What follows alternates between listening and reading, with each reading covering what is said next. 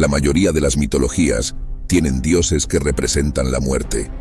Hades y Hel son ejemplos de cómo, respectivamente, los antiguos griegos y los pueblos de Escandinavia veían a uno de los dioses del inframundo más importantes. Anubis, por casualidad, ¿conoces la historia de esta divinidad egipcia?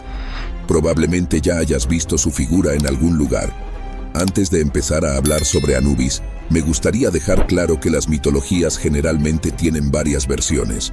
Por lo tanto, si escuchas hablar de una diferente a las historias que te voy a contar ahora, no te preocupes.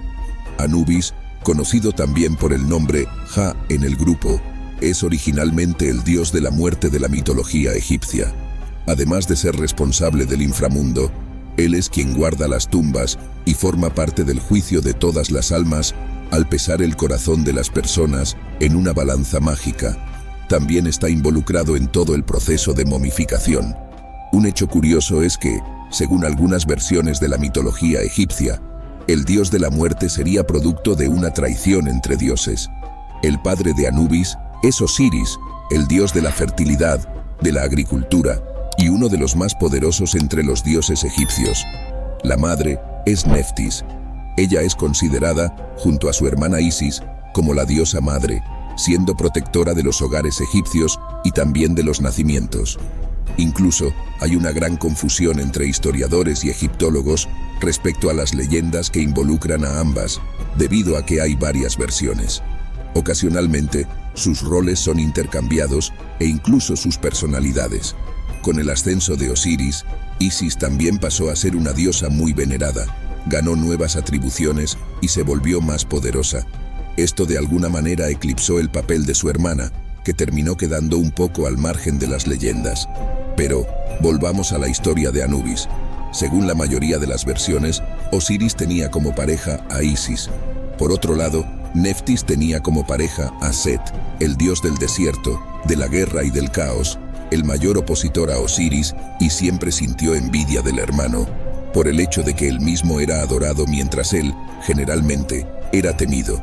Pero, un cierto día, Neftis habría tenido problemas con Set, buscando una forma de consolarse y al mismo tiempo vengarse del marido. Neftis habría decidido buscar justamente al mayor enemigo de Set, Osiris.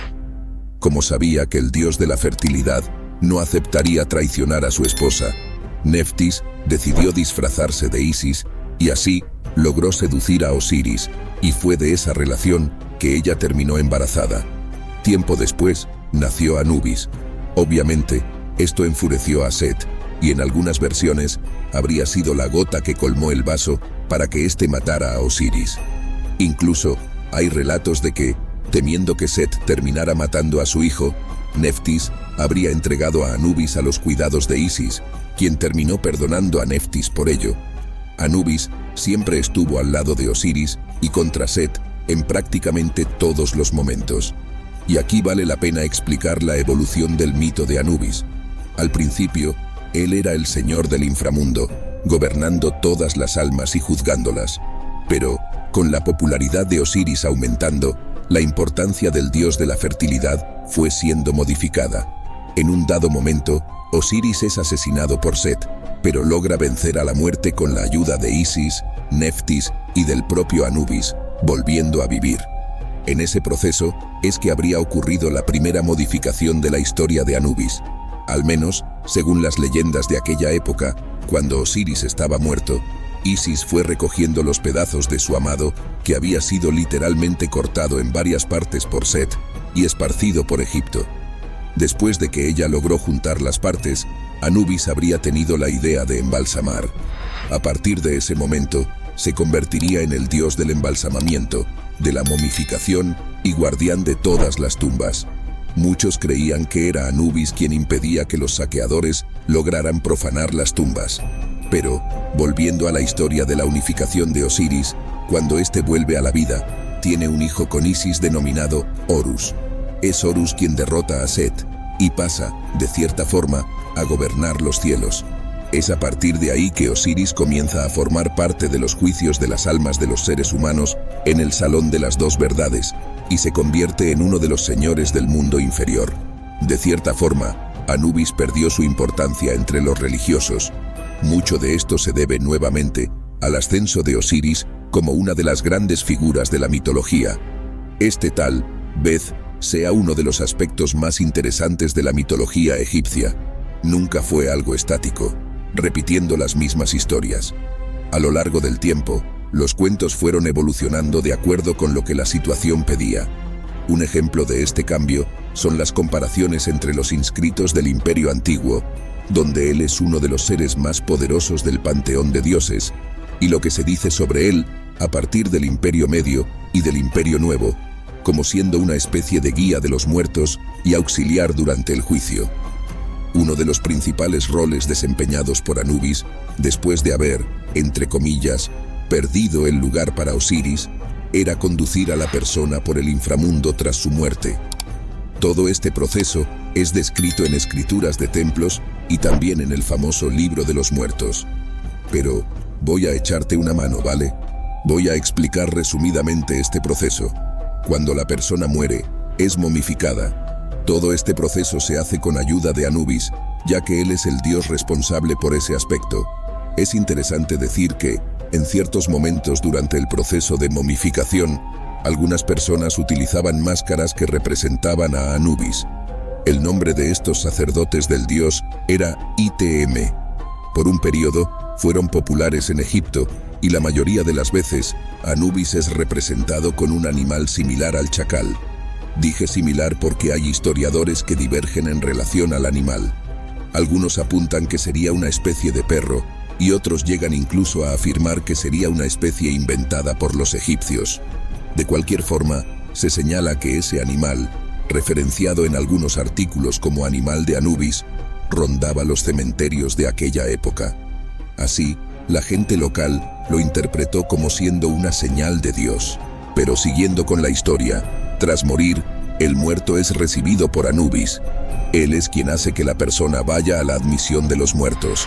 En un cierto momento, Anubis lleva el alma del muerto al Salón de las Dos Verdades, donde están Osiris, jueces y el dios Tot, que sería responsable de registrar todo lo que sucede durante el juicio.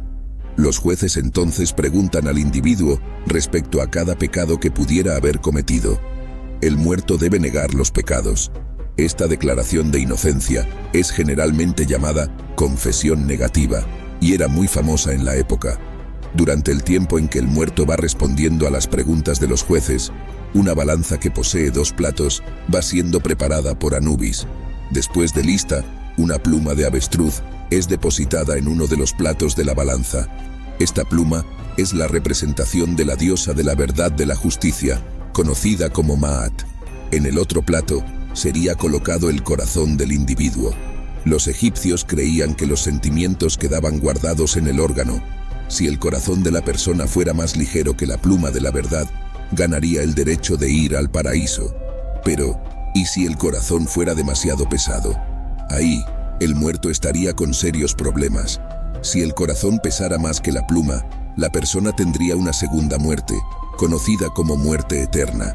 Cerca de la balanza estaba un monstruo llamado Amit, que tenía la cabeza de cocodrilo, mitad del cuerpo de león y la otra de hipopótamo. La criatura simplemente devoraría el corazón. Es oportuno decir que Anubis no solo tiene una esposa, sino que también tiene una hija. Su compañera es la diosa Amput. Ella es como si fuera la versión femenina de Anubis, y ella es prácticamente responsable por las mismas cosas que el marido. Los dos generaron una hija, la diosa Quebechet, la diosa del líquido utilizado para la momificación de los muertos. En la mayoría de los casos, ella es representada como una serpiente. También es necesario decir que Anubis es uno de los dioses con el menor número de historias, si comparamos con Set, Osiris, Isis. A pesar de eso, siempre fue muy popular entre los artesanos. Es muy común que las excavaciones estén repletas de figuras representando al dios, principalmente estatuas y máscaras. La antigua ciudad de Cinópolis sería el lugar principal de adoración a Anubis, lugar donde ya han sido encontrados muchos objetos vinculados a él. Por eso, actualmente, él es una de las figuras más recordadas cuando hablamos de dioses en juegos, películas y cuentos inspirados en la mitología. Anubis es figurita repetida cuando el tema es mitología egipcia. La historia de Anubis, el dios con cabeza de chacal, es una de las más fascinantes y multifacéticas de la mitología egipcia.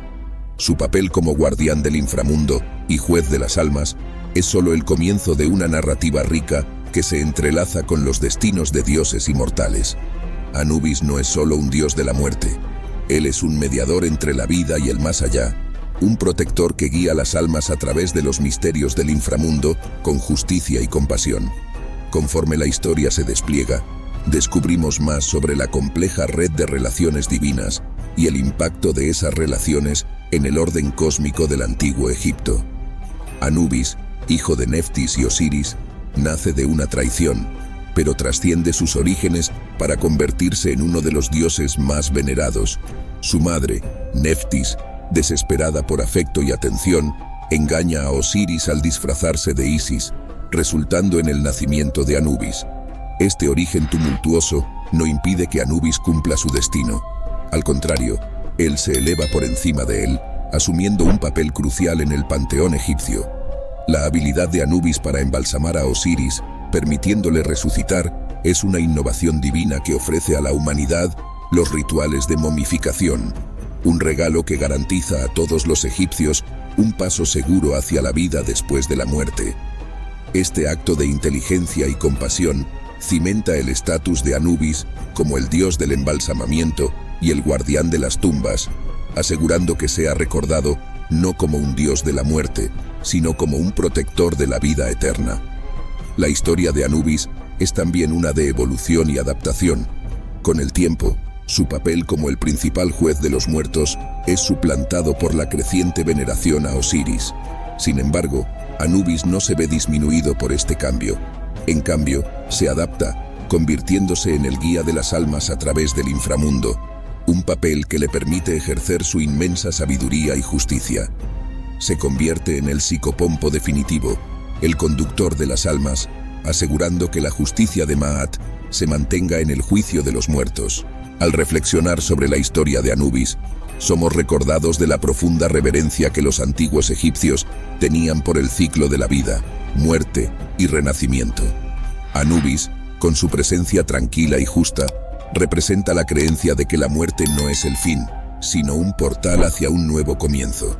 Nos enseña que la justicia, la compasión y la protección son valores eternos, trascendiendo la frontera entre lo mortal y lo divino.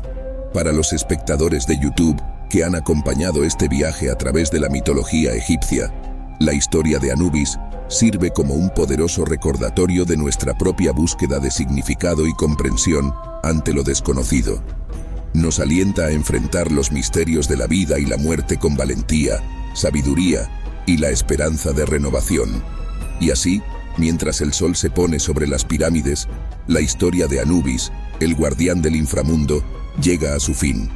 Pero su leyenda continúa inspirando, recordándonos la rica tapicería de mitos que forman el corazón de la civilización egipcia. Anubis permanece no solo como una figura de protección y justicia, sino como un símbolo eterno del viaje del alma en busca de iluminación y renovación. Que su historia inspire a todos nosotros a mirar más allá del velo de la muerte, hacia el infinito potencial de renacimiento y transformación que reside en cada final. Gracias por acompañarnos en este viaje épico por el mundo de los dioses egipcios. No olviden dar me gusta, compartir y suscribirse para más aventuras mitológicas en el canal. Hasta la próxima, donde exploraremos nuevos mitos, leyendas e historias que moldearon el mundo antiguo y continúan fascinándonos hoy.